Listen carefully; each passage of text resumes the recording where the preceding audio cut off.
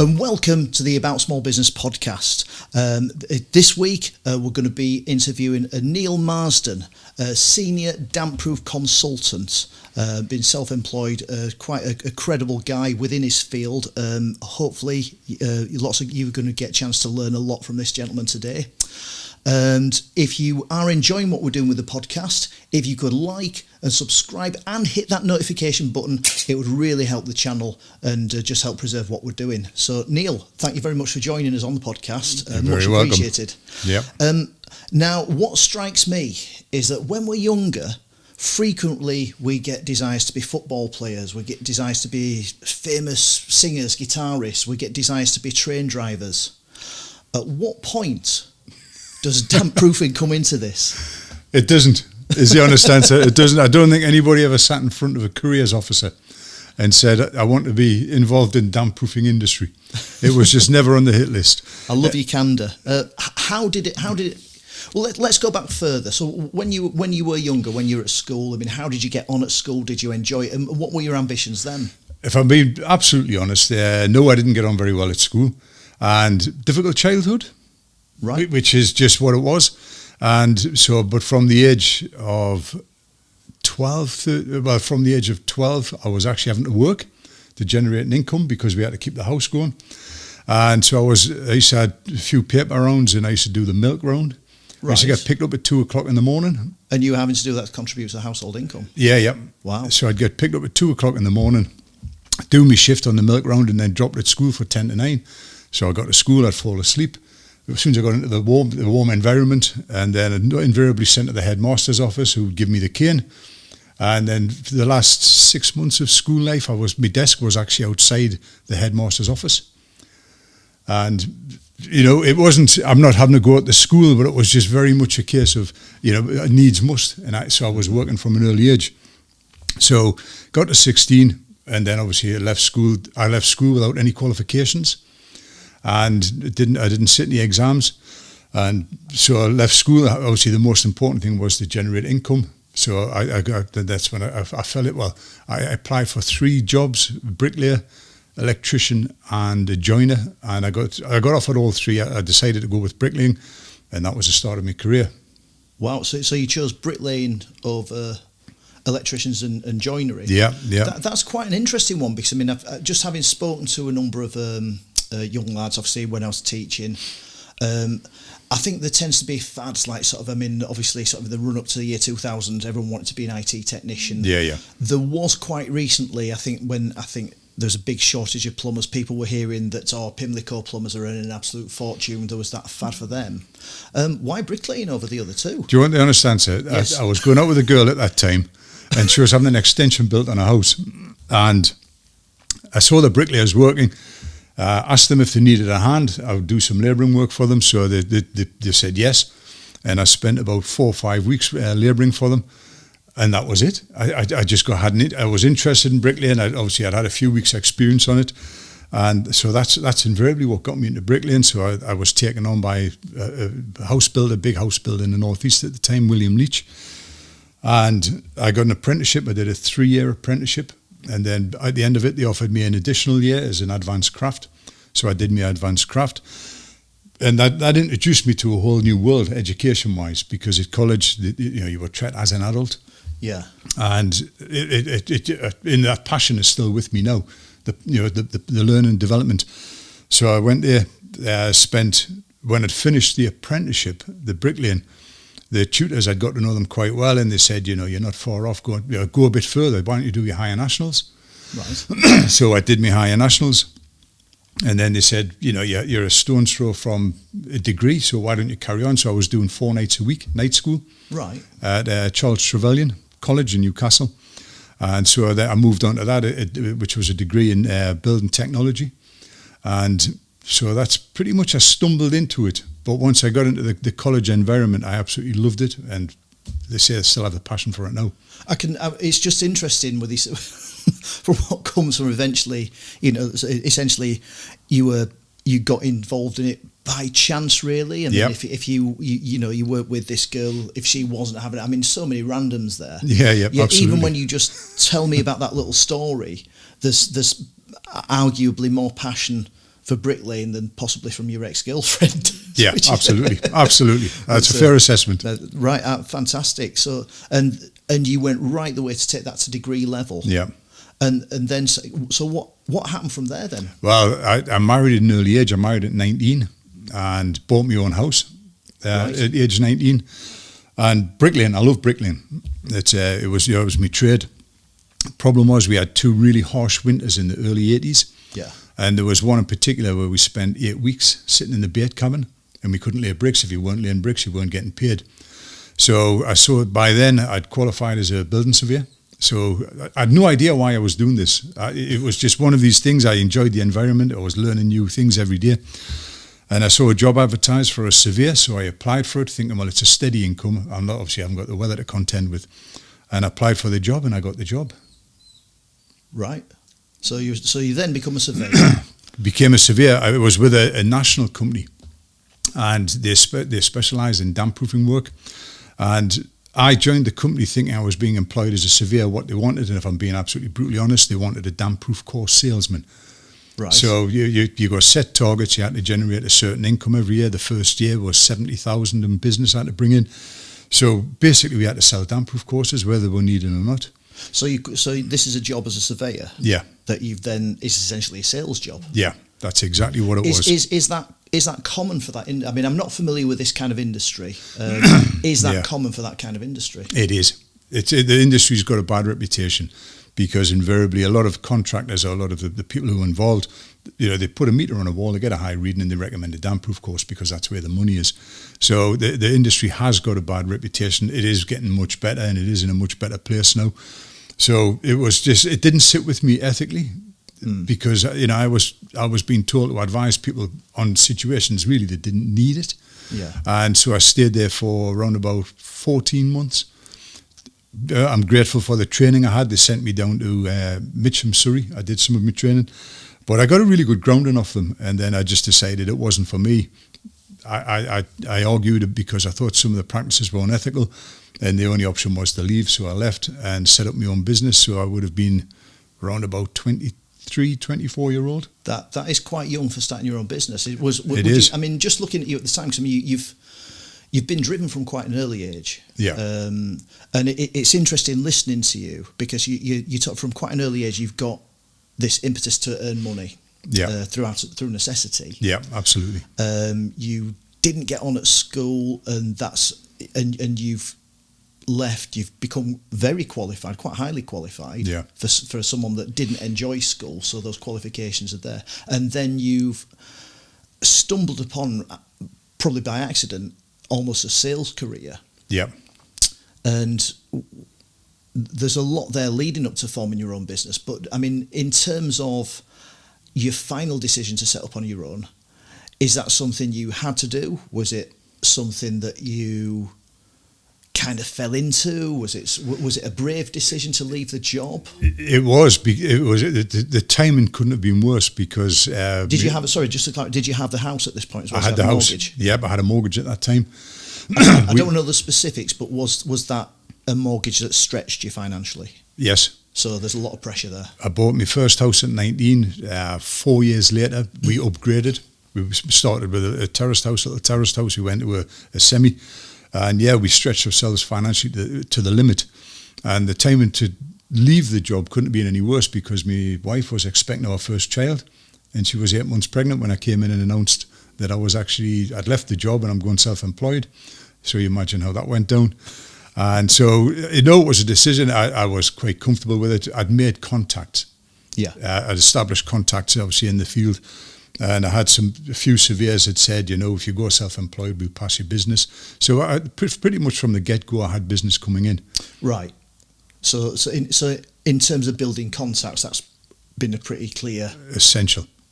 Yeah. It's, I think I'm not a natural salesperson. I'm a people person, very much a people person. But I think in anybody who's setting up in business, you have to create relationships with people. It's got to be a mutual agreement and mutually beneficial. But I'd made some contacts, and they seemed to like what I was doing, and I explained why I was leaving the company, set up my own business, and as I say, from day one, I had 2 or 3 contacts who really kept me busy. It's just interesting. One thing I'm curious is that you say you're not a natural salesperson. What would you say a natural sales? Because the reason I'm picking up on that is you are very much a people person, very personal, very confident. That's, to me, that would be what I would say is a natural salesperson. You talk about relationships, that's very much a natural salesperson. How would you say that was different? It's when I joined that company, they had a brochure sales manual. Right. And it was corny, is the honest answer. And you had to follow the script. I was just going to ask you, was there a script? There was a script, and you had to follow the script, and then I'd be at somebody's house, and then I'd explain what needed to be done. And at that time, I was naive, and I probably believed some of it. Yeah. But then, the idea was try and get them to sign on the day. So you'd ask them to sign the documentation to commit having the work done. And if they were a bit reluctant, we'd make the imaginary phone call to the office and negotiate a discount. Practice, it's very common in double glazing. It was a big thing. I was just going to say it sounded very much like sort of the double glazing sales patter. And then I'd say, can I use your phone? I'll ring the office, and then they're saying you can have 20% off if you sign today. And I just thought, no. I couldn't follow the script. And ultimately, that's what led to the decision to leave. It's an interesting one. Just that style of sales, I think, seems to be dying a death, if it's not died a death already. Yeah. Would you agree with that? Yes, I would agree with that. And just from your tone, I think you'd probably sort of be welcoming of that as well. Absolutely. Absolutely. There's still organisations out there who use exactly the same techniques. But I think people are a lot more savvy now. I think the internet's changed things. People can do their research, and they can check you out very, very easily. Yes. It's which has a huge impact. I say to my clients when they're looking to bring somebody in to do work, check them out. Don't be frightened to check them out, and ask them for references. Ask them for previous customers, and if you're happy to speak with them. So, but these days, no, I think it's very, very different market now. Right, and it's so going back to you just started your business. Yeah. You've got you've got a high mortgage. You've got a little one on the way. Yeah. I think probably as much stress as any. 23 was it? You said you were. Yeah. You've got a lot of stress going on for a 23 years old. Yeah. What then? I started building the business up. Obviously, I was a one-man band. Fairly quickly, I needed an extra pair of hands, so I employed somebody to come in and give me a hand. Were they older or younger than you? 1 year older. It was a school friend. Right. Who was looking for work, and he came to work with me. Great guy. So, and then we got busy, and then I took another body on, then another body on, then another, and at the peak we had 50 staff. Wow. Yeah. Because we had the damp side of the business, but then alongside that, because we were doing bigger work, a lot of the contractors asked if we would act as main contractors. So we started taking the construction work on, and then I had a shop fitting business, right, which ran alongside it. Now that's high pressure shop fitting. But so it ended up, it just spiraled. We just seemed to get busier and busier. Right. And where were you based for all this? I was, at the time, the original offices were in Washington. Right. And then I bought a builder's yard in Shiny Row. Right. And which suited us. We had a big number of offices there, but we had a lot of storage space.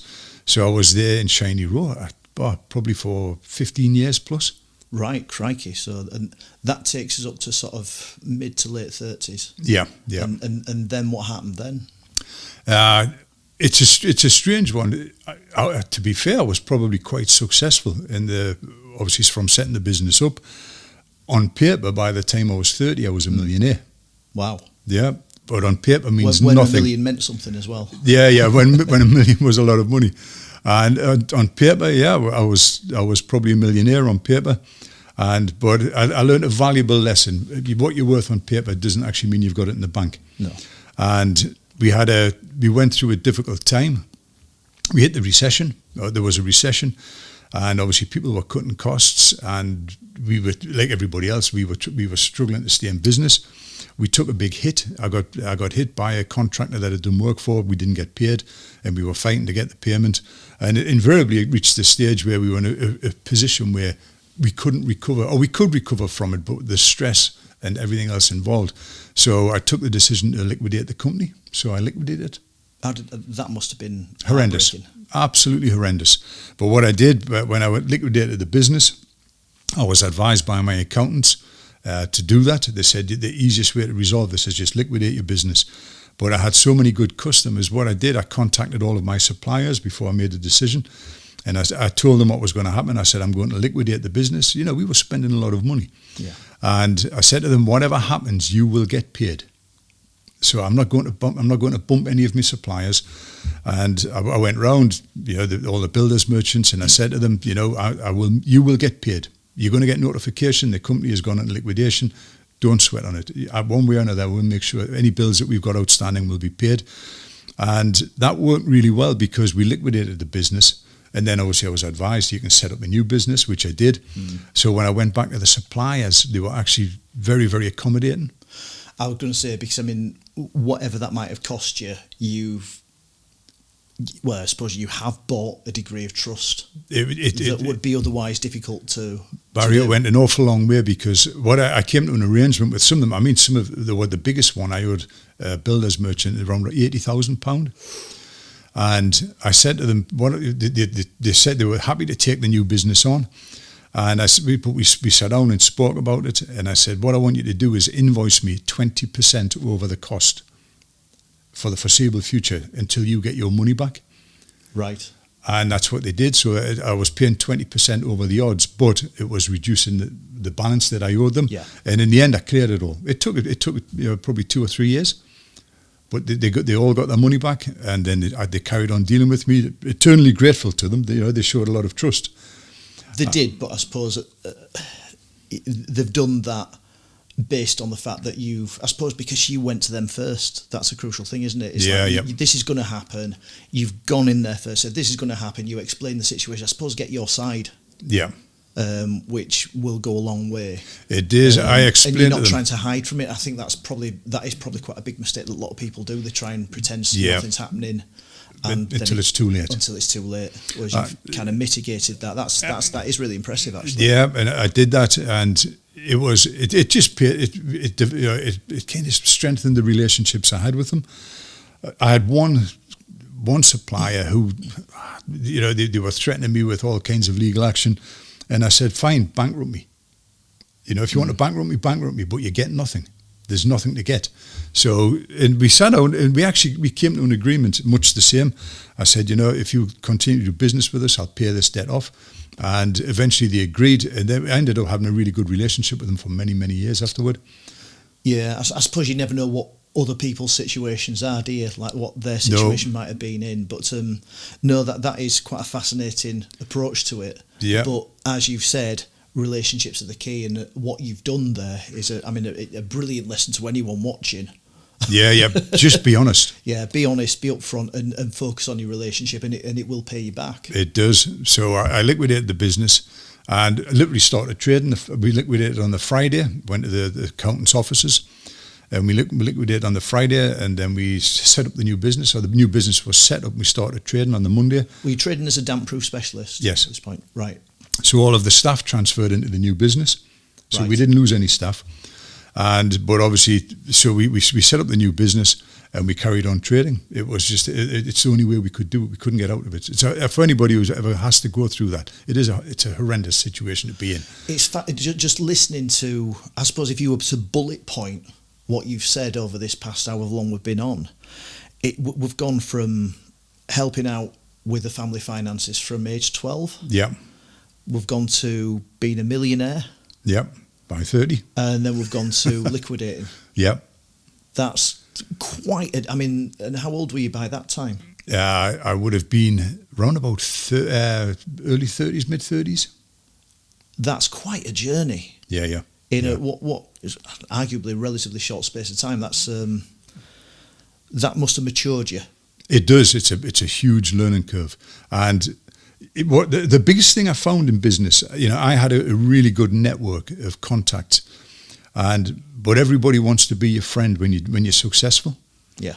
And and people, family members and friends, they'll say, you were taken advantage of, and to a degree I was, but I wasn't doing it blindly. But whenever we went out, I was always the guy who footed the bill. because we had a lot of money. Yeah. You know, so financially we're in a really strong position. But when you hit hard times, you realise that a lot of those people disappear. And it's something which I've learned, and anybody I speak to when they talk about setting up a business, I said, you know, just be careful. Be careful. When you're on the up, everybody wants to know you. Yeah. And when you hit once you've peaked and you're on the way down, you'll suddenly find you haven't got as many friends, or you haven't got the support network you thought you had. So it's one valuable lesson I learned. That is a brilliant life lesson. Yeah. As well as business lesson. I mean, from what you'd learn, and I mean, obviously we've only got so much time. You must have learned so much from that experience. How did that with the new business? Yeah. What are the main lessons that you kind of took into that? Well, when we set the new business up, the main lesson that I've learned, it took me a long time. I was very naive. I was very, very trusting, really trusting of the people who I work with. And I didn't really pay attention to the finances. I knew we had a lot of money coming in out of the business. We always seemed to have a decent amount of money lying around. And to be honest, I look back at it and I could kick myself because I didn't keep an eye on the business, on the financial side. Right. And there was discrepancies in the accounts which I hadn't picked up on.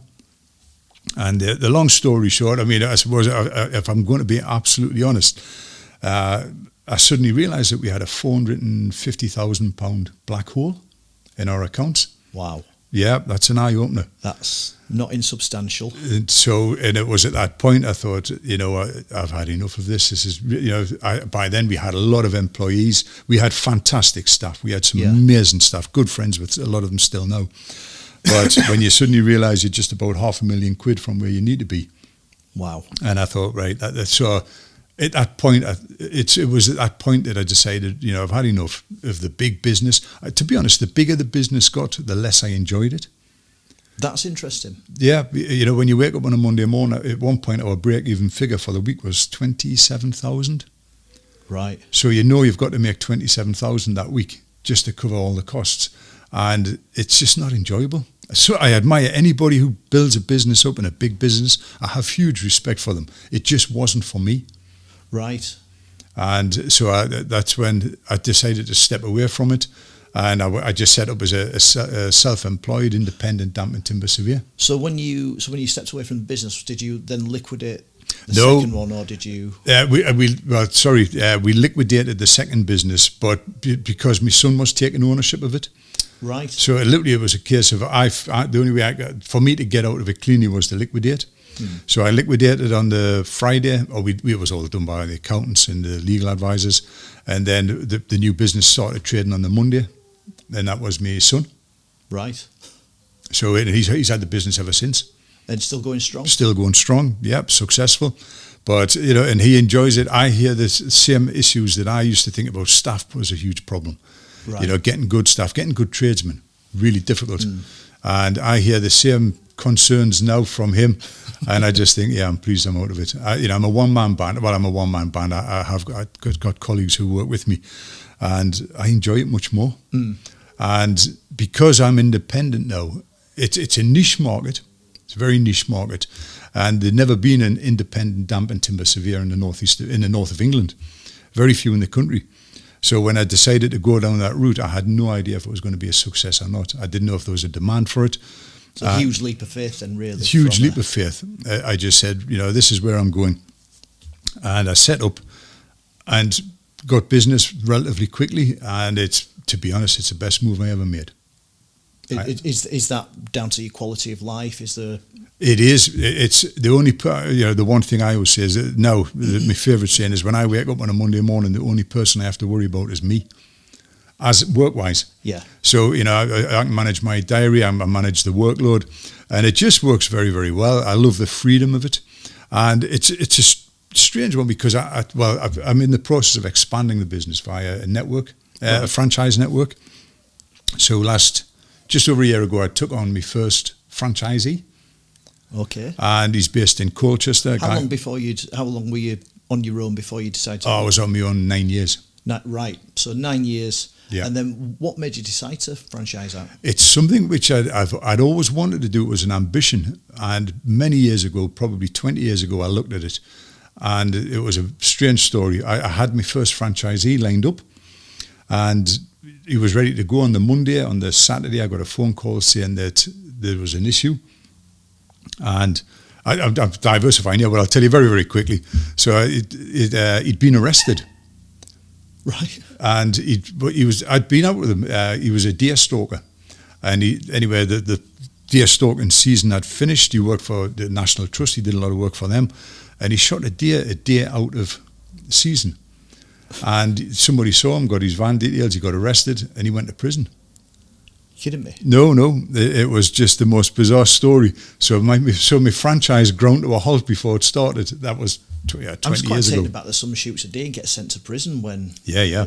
I didn't realise it was as serious as that. No, that's... And it was a deer out of sea. It was a stag that they'd been trying to get for a long time. Hadn't got it. Guy came up with this opportunity, saw it, and that was it.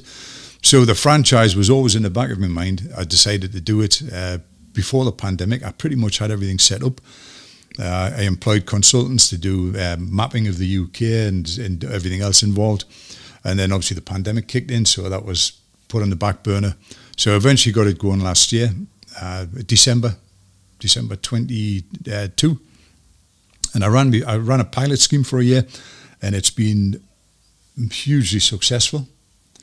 And on the back of that, this year I've got 5 new franchisees coming in.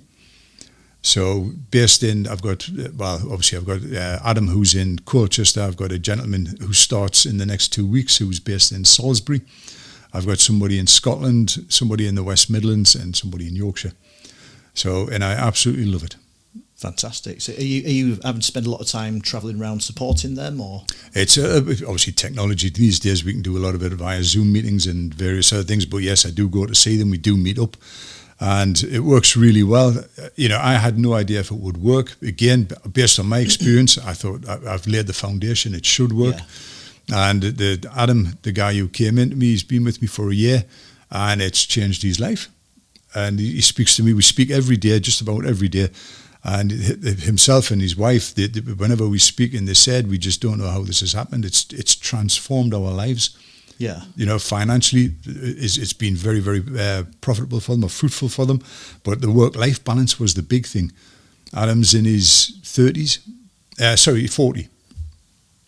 And he's got a young family, but he was going out to work at 6 o'clock in the morning. What was he doing? He was working in the damp industry. Right. As a surveyor, working for a contractor. And he was leaving the house some days, 6 o'clock, getting back in at 6 and 7 o'clock at night. So missing out on all the family life. And so now he's in a situation, he takes the girls to school. He gets to every parent-teachers meeting. It doesn't sound a big thing, but to him it's huge. Yeah, if you're missing out on that kind of thing, I know a lot of people who they've got demanding jobs. I think a lot of people in society at the minute have that. Absolutely. And they really miss that work-life balance. There's maybe decent money coming in, which obviously bills need to be paid. Yeah. But that can be a huge thing, and I think arguably a massive source of regret for people. Absolutely. I was very disciplined when I was building my business. And what I would do, I prioritise time with my three children. Because you must have managed to do that fairly well. If your son has come in and taken over the bit, that's not really the result of a strained relationship. No, it wasn't. But I would go out to work. I used to work regularly 12, 14 hours a day. But I would always come back so we'd eat together. So, right. When they came in from school, I'd make sure I was at home. And we'd eat together. I'd get them sorted, get them ready for bed, get them into bed, and then I used to go back to the office. Right. So I'd be going back to the office at 8, 9 o'clock at night, and then there till probably 10, 11, sometimes 12 o'clock. So that's interesting. So I suppose kind of prioritising those meal times. Yeah. And then, because obviously they're at school during the day for most of the days. That's right. Then you've got that family time together. Yeah, it was something which was very important to me to have that. Yeah, I have seen lots of people, I've spoken to lots of people who've prioritised the business or their employment. And as you say, they have a lot of regrets in later years. So we did that. And the one thing which I'm very much focused on with people who are coming in as franchisees, and Adam, he would be an interesting guy to speak to. And I've really emphasised to him, your family work-life balance has to work. Yeah. Yes, the financial rewards are good, but it's not all about the finances. If you can get that work-life balance, that's more important. And that's exactly what he's got. Yeah. I said to him, he's got a great system. He basically works to surveys Monday, Wednesday, Friday. So he's got Tuesday, Thursday to catch up. His golf handicap's gone down since he started. So, but it's, I've learned the lessons. To be fair, I probably am, and anybody who knows me would say I'm a workaholic. And to all intent, probably a lot, they're probably right. Well, you're passionate about what you do, aren't you? I love what I do. It's a difficult one because people the family have asked me, they want me to retire. But when you do something, I don't feel as though, when I get up on a Monday morning, I'm not actually going to work. I'm doing something I enjoy. I was going to say, what would retirement look like for you? Yeah, I got a little insight into that during the pandemic when we had those 4 months, 5 months. Yeah. And I really enjoyed it. But you can only do so much gardening. Yeah. And, it's so much decoration. I did enjoy well, that sounds silly, and I enjoyed the lockdown. But I enjoy the job. I love what I do. I've diversified with the job. Obviously, I'm an independent damp and timber surveyor. But again, just purely things come to, I don't know how you get into them. And I started getting involved into teaching. All right. And that was 9 years ago. Yeah. And it was there's an association who are the biggest association in the industry. And they run qualifications, and it's industry standard qualifications. And they were in a bit of a situation. They'd set up an apprenticeship scheme, but very early, the tutor who was heading up the apprenticeship scheme had some health issues, and so they'd set this apprenticeship up. The tutor went off long-term sick. They weren't sure if he was going to come back, and I got a phone call out of the blue saying, would you be interested, or could you help us? And I had no experience of teaching. I'd never really been involved in that field. And we had a conversation. That was on the Tuesday. Thursday, he came up to Newcastle on a train. We met in Central Station. We had an hour together. And he said, right. I said, I'll give it a go if it helps you out. And then, so I took it on. Had no idea how it would work. And I've now been there 9 years. Wow. And we're on our 13th cohort of apprentices. That's brilliant. Yeah. So, but that's it. So my time is split between this. When I'm not surveying, I'm teaching. This week I was down on Thursday. I was in where was I? I was in Brighouse, right, in Yorkshire, and on tomorrow I'm heading down to Cambridgeshire, and that's where the bulk of my time is. And I'll be teaching next week. I've got a new cohort starting, so I'll go down tomorrow, and I'll be back on Friday. And so it's pretty much 50-50 split between surveying and teaching. Which, out of the two, which is your preference? I love them both.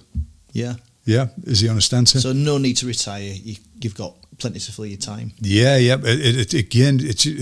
Things happened. We had the pandemic. It was a terrible time for all of us. But there's always silver linings. And one of the things, because we couldn't do face-to-face teaching, we went online. And when it went online, again, I had no experience of that. And we presumed it was going to be for the duration of the pandemic. But the online trainings developed a whole head of steam on its own. Yes. And it's become a standalone thing. So if I'm not down teaching in Cambridgeshire, I'm teaching online. I teach most weeks. I'll be doing some online. Yeah. And I head up a few of the courses now. So I don't know how it all came about. I look back myself and think, how did I get to where it's got to? But these things happen. I don't know. If it works, it works. It does. So it's very varied. So I do that. So I was, for somebody who was thinking about retirement, and then I started acting as an expert witness. Right. So if somebody wants to sue a surveyor or a contractor when things go wrong, in the north of England, there's a good chance it would come to me. So I find that fascinating. That's an interesting one. How do you are you just found as an expert witness? Who would decide that you were the because I suppose, given that you were, I don't know if you still are, the only specialist in your field in the Northeast, who kind of is sufficiently qualified to decide that you're the expert, because your expertise is going to supersede theirs? And I suppose it's probably the fact I'm old. I've been around a long time, so I suppose I am known. Experience. Yeah. And it's funny how different things, when you diversify, the teaching side is a fantastic. It wasn't the reason I went into that side of it, but last year I did a head count, and I was in front of just under 1,000 different people teaching. Right. So, but they'll work for independent businesses or big, large businesses. Yeah. So they then go back to their workplace because they come from all over the country. And so you're named, I suppose, really just because of the fact I'm there and I'm in front of them. Yeah. So I get people from London ringing me up asking me to do a survey. I had somebody from Land's End rang me up a few weeks ago saying that they've got a damp problem. Do you travel that far? No. And I said to them, you do realise I'm in the northeast? And they said, yeah, but you were recommended to me by somebody, by the surveyor. So the whole thing's just snowballed. Yeah. But it's a fantastic ride. The one lesson I've learned in life is manage your own finances. Yeah. And I was far too trusting, and that was my downfall to a large extent. When I said, when I went off as an independent, I manage my own finances and I keep an eye on what's happening, and it works much better. Yeah, much better. I suppose a lot easier as well. It's a lot easier. Yeah, I suppose if you don't need 27 grand a week.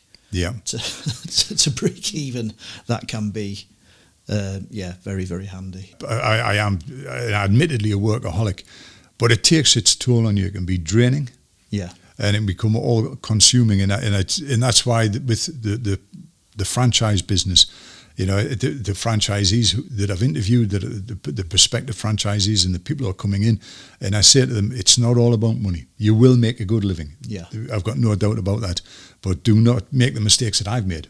Yeah. Where you're doing 14, 18-hour days, and it's something I'm really keen on, that this work-life balance comes into it. And that's what you're training your franchisees on. It's exactly what I drum it into them. Is there never a worry that someone's going to, I don't know, try and take advantage? Because you mentioned earlier on about being trusted. I mean, is there a degree of trust that's required from you, imparting the knowledge, the expertise, the contacts that you're giving to those? I mean, I suppose what I'm asking is, are you not worried that you're sort of setting yourself up to be taken advantage of by anyone that comes on board as a franchisee? But I am being quite meticulous about who I bring in. Yeah. So we'll meet in person.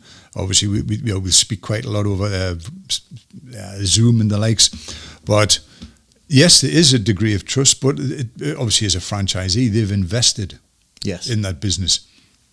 And obviously, we have a franchise agreement which is very specific to both parties. So I suppose if there was something untoward, there's protections in place. There's protections in place for both parties. So it works well, but ultimately it is based on trust. Yeah. Yeah. And so how many in total have we got now then? Is that? I've got one which I've ran. I've got a gentleman coming in within the next 2 weeks. By the end of the year, I should have 5. Brilliant. And the potential is for 41. Because I've had the UK mapped geographically. Right. And every territory has to have a certain demographic. Every territory must have a minimum of 500,000 homes. Is this work that you've researched yourself? I did try to do it myself, but again, a valuable lesson in business. Let the experts do what they do. And I tried to map the UK out and work out population in each area. And a good friend of mine, again, contact friend, he ran a franchise business, and he said, go to a specialist company. So I went to a specialist company based in Peterborough. And that's what they do, a company called Atlas Mapping. Right. And you tell them what you want, and then they work it out. And I was absolutely gobsmacked at the data that they produced for me. They could tell me the average age group in a location. Right. And it was a different world from what I thought I could do. So then they give me a printout with the UK broken up into 40 different territories, 41 territories, I think it is. So now when somebody comes in, I can allocate them, say that'll be the territory that you would naturally you would work in. So, but it was a godsend. And again, one thing I've learned is use professionals. You think you can do these things yourself, but I had to spend a little bit of money, but the benefits of it are huge. Yeah. So, I mean, certainly over the course of this conversation, you've had some massive successes. You've had some, I'm not sure call them? Can we call them failures, disappointments? Yeah, lessons? we can call them failures. Yeah, so I mean, it certainly felt like that at the time. Biggest success? The biggest success in business. I've got to be honest. The success I've had. I've been very, very fortunate. Especially when I was doing qualifications. The one thing I'm very big on is CPD. Yes. Continual professional development. I'm very big on that. And I set aside time every week to do CPD. Yeah. And I've got this habit of sitting exams or doing courses.